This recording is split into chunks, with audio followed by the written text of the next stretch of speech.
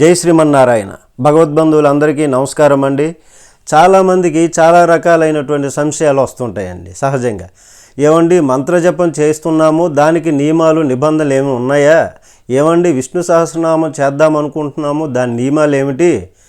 కొంతమంది రుద్రం చదివేటప్పుడు పంచిని గోచిపోసి కట్టుకోవాలా, లేకపోతే మామూలుగా కట్టుకోవాలా, ఎంత సైజు ఫోటో పెట్టుకోవాలి, 1,00,000 తులసి కోసేటప్పుడు తులసిని ఈ వేలుతో కొయ్యాలా, ఈ వేలుతో కొయ్యాలా, ఆడవాళ్ళు గంట కొట్టవచ్చా, కొట్టకూడదా, పూజ చేయాలంటే తలస్నానం ఎన్నిసార్లు చేయాలి, ఇలాంటివి ఎన్నో రకాలైనటువంటి సందేహాలు ప్రతి ఒక్కరిలో వస్తాయి. అది సహజం. కానీ విచిత్రం ఏంటంటే అన్నిటికీ సమాధానం ఒకటే.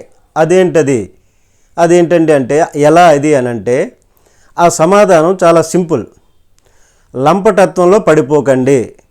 ఎందులో పడుతున్నారు అని అంటే, ఏమండి పూజ చేసేటప్పుడు దీపంలో నూనె వేస్తే మళ్ళీ చేతులు కడుక్కోవాలా, కొబ్బరికాయ కుళ్ళితే ఏం చేయాలి? మీరు ఇలాంటి వాటిలో పడుతున్నా ఎవరైనా చెప్పి మిమ్మల్ని తప్పుదోవ పట్టిస్తున్నారని అర్థం. ఏ పూజకైనా, పారాయణానికైనా, మంత్రజపానికైనా 3 ఉన్నాయండి. ఆ 3 మీరు చేయగలిగితే ఖచ్చితంగా పూజ ఫలిస్తుంది. కావాలంటే చెక్ చేసుకోవచ్చు. ఆ 3 సరిగ్గా చేయకపోతే కనుక మీరేమి చేసినా ఫలించదు. పంచి కట్టుకున్నా, పట్టు ఉత్తరీయం వేసుకున్నా ఏమీ ఫలించదు. ఇంతకీ ఆ 3 ఏమిటి తెలుసుకుందాం. 1, పూజకు కూర్చునే ముందు ఏమి చెయ్యాలి. 2, పూజ చేస్తున్న సమయంలో ఏమి చేయాలి.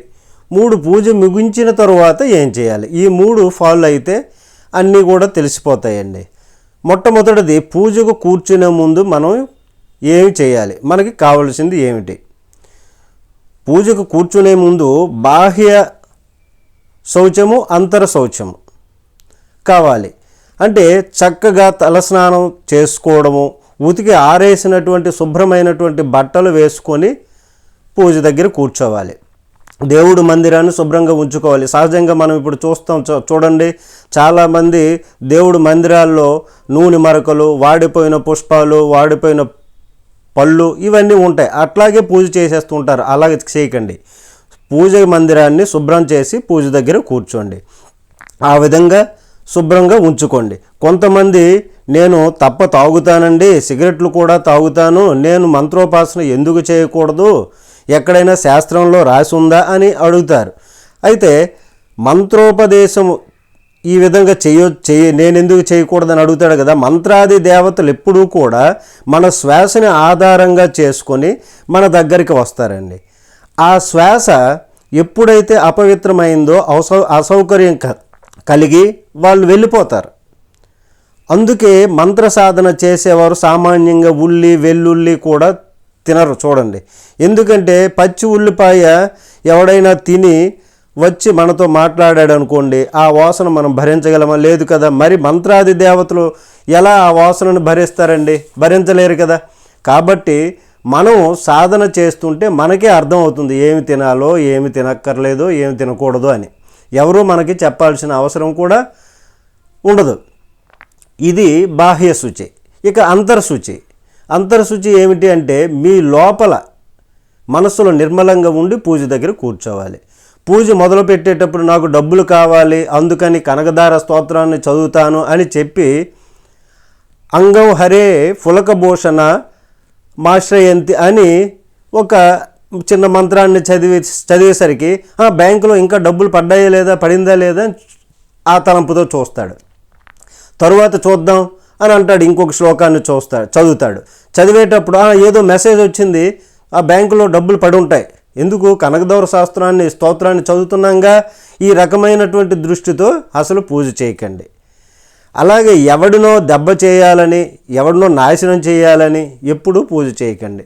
మీరు చేసేవి నిష్ఠతో చేయండి.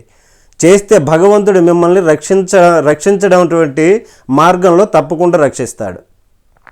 రక్షించేటటువంటి మార్గంలో తప్పకుండా మనల్ని భగవంతుడు రక్షిస్తాడు. మనం అడగాల్సిన అవసరం కూడా ఉండదు. పూజకు కూర్చునే ముందు లోపల బయట ఈ విధంగా చేసుకోవాలి. అలాగే వీలుంటే గనుక మంత్ర సాధన చేసేటప్పుడు, మంత్ర జపం చేసేటప్పుడు, పూజనైన రోజు చేసేటప్పుడు ఒకే సమయానికి ఒకే ప్రదేశంలో చేయండి.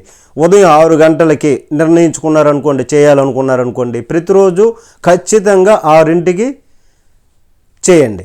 ఇలా చేస్తే అద్భుతమైనటువంటి శక్తి దాంట్లోంచి వస్తుందండి. ఆ ప్రదేశానికి కూడా, ఆ స్థలానికి, ఆ పూజకి, ఆ మంత్రజపానికి కూడా అద్భుతమైనటువంటి శక్తి వస్తుంది. ఈ విధంగా మొదటిది చేయండి. ఇంకా రెండవది, పూజ చేసేటప్పుడు ఏం చేయాలి? ఒకటి గుర్తుపెట్టుకోండి, జపమాలను ఎలా తిప్పాలి, ఎన్నిసార్లు చేయాలి, 11 సార్లు చేయొచ్చా, 21 సార్లు చేయొచ్చా, 108 సార్లు చేయాలనుకుంటున్నాను, ఇవన్నీ కాదండి. ఇవన్నీ కాదు. నీ దృష్టి భగవంతుని యందు నిలుస్తుందా లేదా అన్నది ముఖ్యం. అది నిలవలేదనుకోండి, మీరు 2 గంటలు చేయండి, 5 గంటలు పూజ చేసినా సరే దండగా ఆ పూజ. మన దృష్టి సినిమాల మీదో లేదా ఇతర విషయాల మీదో ఉండి ఇక్కడ పూజ చేస్తే యాంత్రికంగా ఎందుకది? శుభ్రంగా టేప్ రికార్డులో పెట్టి చదువుతుంది కదా, దానికి మోక్షం వచ్చి ఉండాలిగా. ఆ దృష్టి భగవంతుని మీద పెట్టగలిగితే అప్పుడు ఆ పూజ మనకి ఫలించడం ప్రారంభిస్తుందండి. అలా దృష్టి పెట్టిన నాడు ఒక్క స్తోత్రం చదివినా చాలు, వెంటనే ఫలితం వస్తుంది. జపం చేస్తున్నప్పుడు ఎన్నిసార్లు భగవంతునిపై నీ మనసు కుదిరింది, అప్పుడు అలాంటివి నువ్వు 1000 1,00,000 చేయగలిగితే ఆ మంత్ర జపం పనిచేస్తుంది. మనం అలా చెయ్యం. ఎంతసేపు కౌంట్ కావాలి. ఎందుకండి ఈ కౌంటు? మనం ఎవరికి చూపించాలి ఆ రసీదు? 108 సార్లు 10 మాలలు చేశాము, 20 మాలలు చేయాలి, 30 మాలలు చేశాను ఇలా అని నాకు నువ్వు ఏమిస్తావని భగవంతుని అడుగుతారా అని అడగడానికి ఆ రసీదు? అది ఎందుకండి చెప్పండి. అట్లాంటి లంపటత్వాలకి పోకండి. ఇలాంటి లంపటత్వం ఉండకూడదు. జపమాల అవసరం ఉండదండి. మీరు 1/2 గంట జపం అనుకున్నారనుకోండి, నిశ్చయించుకున్నారనుకోండి, 1/2 గంటలో నారాయణ మంత్రం జపం చేస్తే ఎన్నిసార్లు మీరు నారాయణుడితో కనెక్ట్ అయ్యారు? ఒక్క నారాయణుని స్వరూపమే తప్ప, దాని అర్థం తప్ప ఇంకేది కూడా మీ మనస్సులోకి రాకుండా ఆ 1/2 గంటలో ఎన్నిసార్లు ఉంది. అలాంటివి ఎక్కువ చేయగలిగితే అప్పుడు మీకు ఆ స్తోత్రం వెంటనే పనిచేస్తుంది, మంత్రం వెంటనే పనిచేస్తుంది. ఇంకా కొన్నాళ్ళు చేస్తే, అలా చేస్తే దీని అర్థం ఏంటి, భలే ఉంది, ఇది అర్థం తెలిస్తే బాగుండేది కదా అని మొట్టమొదటిగా ఆలోచన వస్తుంది మనకి. అర్థం తెలుసుకునే ప్రయత్నం కూడా చేస్తారు. అంటే మీరు చేస్తున్న పూజ ఒక మెట్టు పైకి వెళ్ళింది, ఫలించిందనమాట. ఆ కోరిక ప్రారంభమయ్యింది అని అంటే దైవం పట్ల మన దృష్టి ఏకాగ్రతతో కుదిరిందని అర్థం. అర్థం తెలుసుకున్నాక ఇలా చేస్తూ ఉంటే, విష్ణు సహస్రనామం చేస్తున్నాం అనుకోండి, వనమాలి, గది, శంకి, చక్రి అలా చదువుతున్నాం అనుకోండి, మీ మనస్సును లక్ష్మీనారాయణుల మీద కనెక్ట్ అయిపోయి వాళ్ళని వైకుంఠంలో చూస్తున్నట్టు అనుభూతి కలిగి కళ్ళంబట నీళ్ళు వచ్చేస్తాయి, రోమాంచితం అయిపోతుంది శరీరము. ఈ విధంగా ఈ రెండోది చేయాలండి. ఈ విధంగా చేస్తే తప్పనిసరిగా భగవంతుని అనుగ్రహం పొందుతాము. ఇక మూడవది, పూజ అయిపోయిన తర్వాత ఏమి చేయాలి? మనం సామాన్యంగా పూజ అయిపోయిన తర్వాత చాప చుట్టేసి పెట్టేస్తాం. చాప చుట్టేసి పెట్టాలి తప్పనిసరిగా, కూడా పెట్టకుండా అలా ఉంచకూడదు. అది కూడా పైనుంచి కిందకి చుట్టాలి, కింద నుంచి పైకి మాత్రం చుట్టకూడదండి. దాన్ని తీసుకెళ్ళి 3 అడుగుల దూరంలో పెట్టాలి. లేకపోతే మనం చేసినటువంటి పూజ అంతా కూడా వృధా అయిపోతుంది, ఫలించదు. కానీ పూజ అయ్యాక పాటించాల్సింది ఒకటి ఉందండి. ఏంటంటే, మనం చేసే గంట పూజ మన మనస్సుని ఛార్జ్ చేస్తుంది. ఉన్న 23 గంటలు కూడా ఆ ఛార్జ్ను ఉపయోగించుకోవడమే పూజ చేయడం అంటే. దానిని ఎలా ఉపయోగించుకోవాలి?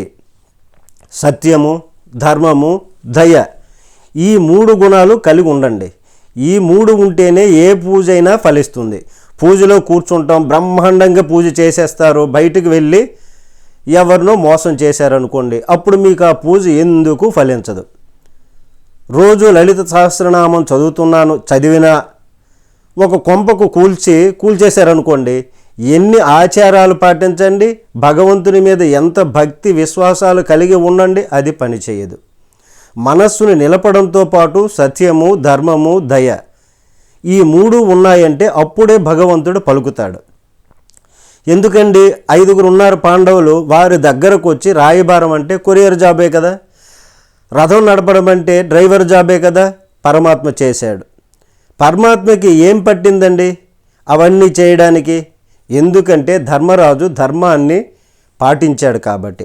ఆయన మొహం చూసి అర్జునుడికి రథం నడిపాడు పరమాత్ముడు. ఈ విధంగా సత్యము, ధర్మము, దయ ఈ 3 పాటించండి. మీ పూజతో పాటు మంత్రజపంతో పాటు భగవంతుని అనుగ్రహము తప్పనిసరిగా కలుగుతుంది. ఈ 3 పాటించకపోతే ఎంత పూజ, ఎంత భక్తి విశ్వాసాలతో ఉన్నా కూడా దండగే ఆ పూజ. కాబట్టి ఈ 3 కూడా దానికి ఉంటే పరిపూర్ణమైనటువంటి భక్తి మార్గంలో మనం ఉన్నామని దానికి భగవంతుని నిదర్శనం. అది ఆ భగవంతుని యొక్క కృపకు మనం పాత్రులవుతాము ఈ విధంగా చేస్తే. జై శ్రీమన్నారాయణ.